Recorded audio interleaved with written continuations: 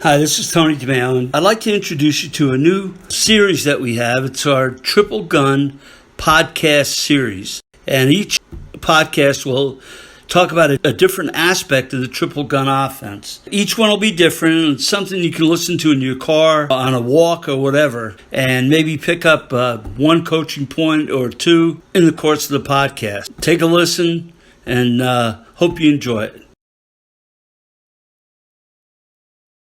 The 4 ACEs is a way of evaluating talent. The 4 ACEs is this, really in a quick nutshell. It's 4 things you're always in control of: awareness, concentration, effort, and synergy. And the way this translates into football is this. Awareness is your assignment. So when we grade our tape, we even grade practice.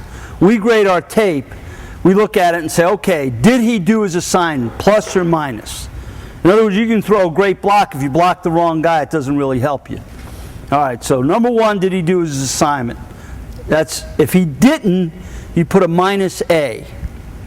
The second one is, concentration. Did he use the right technique? Did he do what you were teaching? So he may block the right guy, but block him wrong. That would be a minus C. The third one is effort. Every position had 10 ways to get an effort point.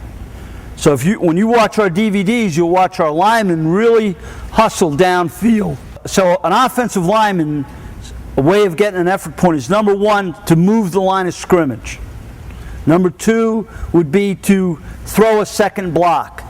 So in other words, if he pass protects, the ball's thrown, then he gets downfield, gets a second block, that'd be an effort point. A running back would be to gain 3 yards after contact, or pick up a blitz, or whatever you want, whatever you feel is important, you make that an effort point. A defensive guy would be to hit the ball, touch the ball. If he hits the ball, tries to strip, that would be an effort point. So that would be the E. The S is, are you adding to the team? A minus S would be if you got a penalty. If you jumped off sides or had a penalty, that would be a minus S. So at the end of the day, at the end of the game, you would have a way of evaluating your talent. And what I used to tell my assistants all the time is play effort. Play effort. It doesn't matter how fast the guy is or how talented he is. If he's not producing effort points, if he's not doing what we feel is important, then he's not helping us. So it's a way of improving. If you got a lot of minus A's, for example, at the end of a game, obviously you're doing too much. If you got a lot of minus C's, maybe you need more work, more drill work, and so on and so on. The next thing I want to talk about is a little philosophy. And I'm not Plato, but you have to know where I'm coming from with this stuff. How this offense came about and why I think that it's a really good offense. Like Jim McNally said that there's a lot of different ways to do things, and this is one of them. But I've been hired 4 times in turnaround situations at the 4 college jobs. In other words, the presidents of those universities were weighing to say, let's see, drop the program, hire Tony. Drop the program, hire Tony. That's kind of where it was. So they were all have-not situations, all turnaround situations. And all situations like at Mercyhurst or the University of Charleston with about 1,000 students that were having a hard time competing. The University of Charleston was 3-8 our first year there. The year before we got there, they were 3-8. And my first year there, we were 8-3. So in 1 year, we had the biggest turnaround in conference history. And believe me, that sold me more than anything on what we were doing, because that year, our starting right tackle was the mascot the year before. And that is no lie. We were so bad, Kevorkian was the team doctor. Things were rough. The mascot was the Golden Eagles, and I told the kid, look, your days with the feathers are over. We need you to play. We had 5 offensive linemen. And we wound up leading the conference in rushing and going 8-3. So right there I was convinced that this is the way to travel. So if you're a have-not, or a David, what this does is give you a better slingshot. Okay? So, as I said, four turnarounds in 4 college experiences, and this is how this all came about. The first thing is meaningful stats. There's four really meaningful stats, and they are not the Brent Musburger ESPN stats. Like time of possession, the only people that time of possession is important to are exorcists. Other than that, it's not important. There are 4 things that are important. Years ago, Frank Solich was at the University of Nebraska as an offensive coordinator, and I was speaking at the same clinics he was, so we were traveling around together, and he talked about goals all the time. And he had a goal chart, and it was a standard goal chart with the teams on the side and certain things across the top. And on those goals, he had like Troy State was his opening game. And this was before Troy State was very good. And then across the top, he had points, total offense, yards rushing, and so on, right across the top. And what I noticed was he had, their goal was 40 points a game, 440 yards total offense. So in a spare moment, he asked me what I thought. He saw me listening to his talk, and when we were that night, he said to me, "What did you think of my talk?" And I said, "Well, I said truthfully, or you want me to tell you what you want to hear, or do you want me to tell you the truth?" He said, "No, I want the truth." I said, "Well, I thought it was really kind of BS." Well, that didn't get us off to a good start. But he said, "What do you mean?" And I said, "Well, you put a little star on your goal chart when you get 40 points against Troy State." He goes, "Yeah, well, we hit our goal."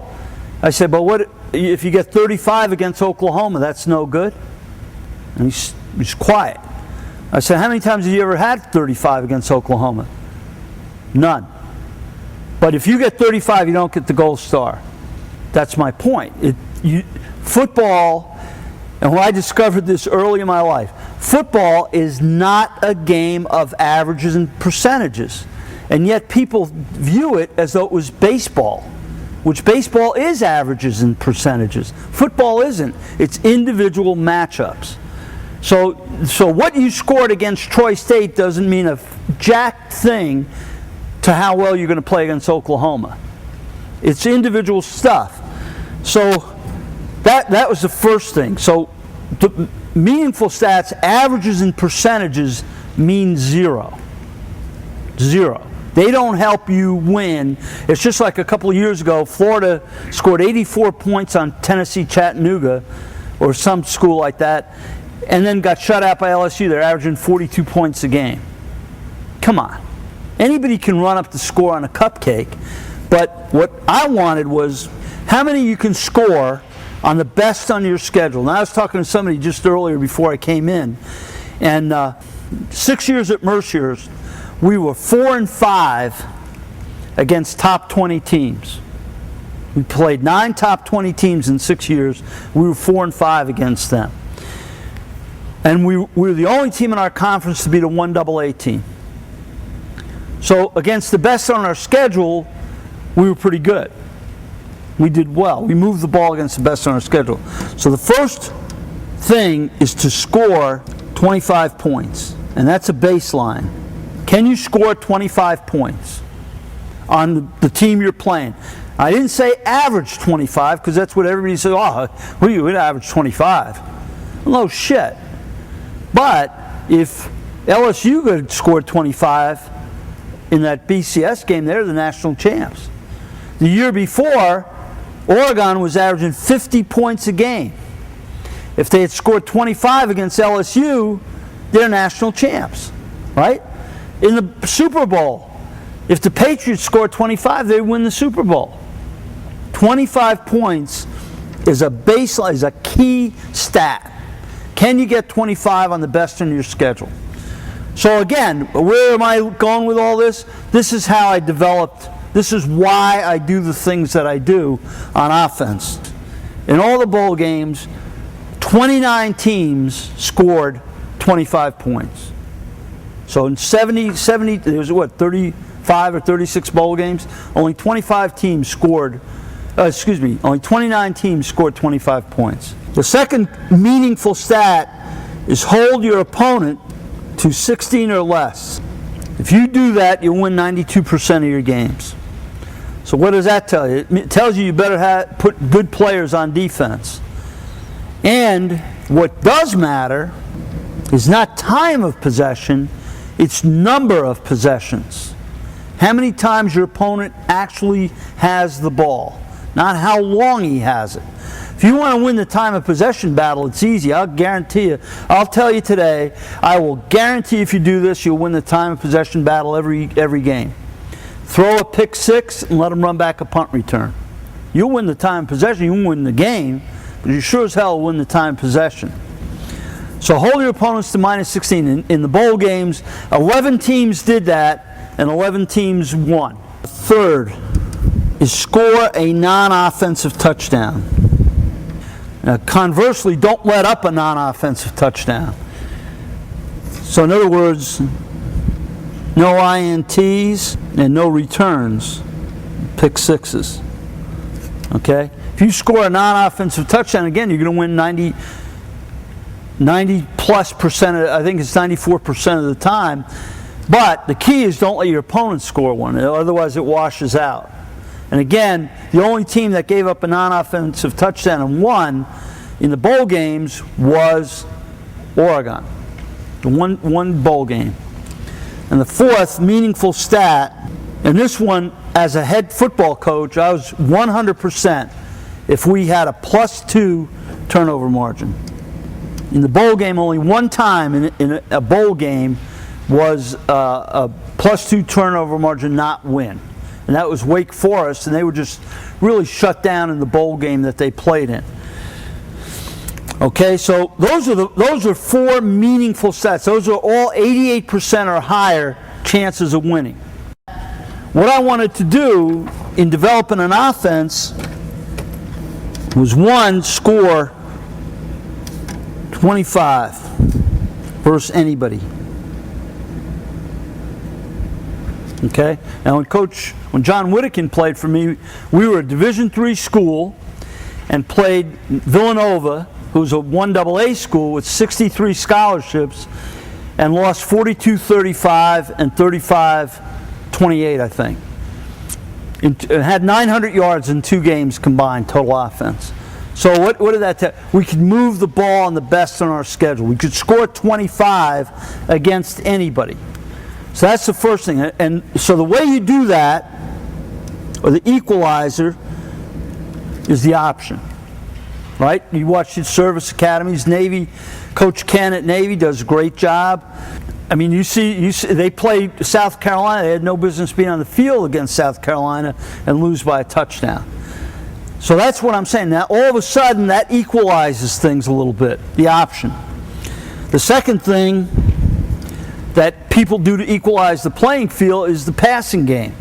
Right? Bill Walsh, obviously, with the West Coast offense, the Mike Leach, Hal Mumme air raid offense, and the quick game. So these are equalizers. They're definitely equalizers. The option game and the quick game, or the high percentage pass game. Now the second thing, so you have to be able to score 25, but it also has to be low risk, no turnovers. All right, so now I have to take the triple option, which the ESPN crowd says is high risk.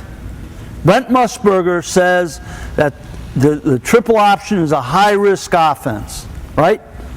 That's Brent. Now Brent from third base, but he knows that. Now, I always say the only people that ever stopped the triple option was ESPN. It has to be low risk. So what do you have to do is you have to take the risk out of the triple. So the way I teach it is taught because of that. It's not to be perfect on your reads, it's to be efficient on your reads. If you try to be perfect, you'll turn the ball over. The other thing, if you think of a have-not, and I was just talking to Mike Stock about this because he used to coach at Eastern Michigan. He's the head coach at Eastern Michigan. Have-nots, what makes them have-nots is no linemen. If you look at all the have-nots, they don't have linemen. So what you have to do, and I know Jim is going to have a nervous breakdown, I say is take the O-line out of the game. Or, a better way to put that is help the O-line.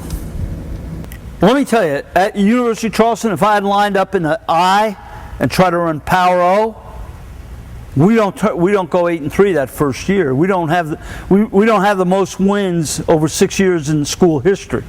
It doesn't happen. When we were at Mercier, as good an offensive lineman as John Whittakin was, if we line up and run power O against Villanova, our asses are stoned. In 2 years, the years before we played Villanova, we played the number one team in the country in 1984 and the number one team in the country in 1985 and beat them both at their place. Is that right, Whitty? So, but trust me, and I like the power O is a great play. But if you line up and run power O and you don't have the biggest horses on the field, you lose. You don't move the ball. So we had to develop a way to get the offensive line out of the game.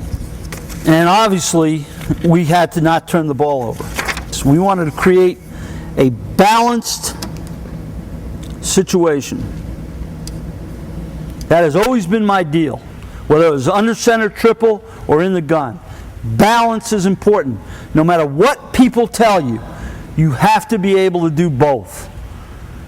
You can't line up and just run triple option into a good defense because they'll pack the box and you'll be stuck. You know, when I was talking to Mike Stock at lunch, he worked at Notre Dame when they beat Texas. What they did was basically put 9 men in the box against the Texas Wishbone in '71 and beat them in the Cotton Bowl. Let me tell you something. You can stop the triple option if you're willing to put enough people in the box. So balance had to be option / quick game. Now that's tougher because if you put eight in the box, what can you throw? You can throw hitch and throw the ball outside till the cows come home. We even have a saying: 8 between your slots, throw quicks and hots. That's the quarterback's rule. All right. So balance, and so what we did was we put together this star, and at the top of the star was the option. That was the thing we were going to run. We were going to run the triple option. And this end of the star is the quick game. But we do a few different things with the quick game that make us unique. Now the option included triple and double. Second thing is power / zone. There's got to be a time when you have to actually, a short yardage play or something where you actually have to have a predetermined play. And this is counters, which is half reverse, and the jet series. And down here is a drop back game, which includes a triple screen, and over here is play action. So that was the plan. So if you can run the triple, have one predetermined give or an ISO, a little jet sweep series which doesn't cost much, and then play action and quick game drop back as your passing game, there's 6 main items, and you'd have a pretty balanced attack. And then add in formations and tempo. So that was the plan. That's what we were going to do. And the other thing that you have to do on offense is score when you have the opportunity. So in addition to how can we move the ball against the best on our schedule, how can we score when we're in the red zone? And the option, again, that answer keeps coming up. That's what separates the option from the air raid, West Coast, and all that stuff is down in the red zone, the option is the play to run.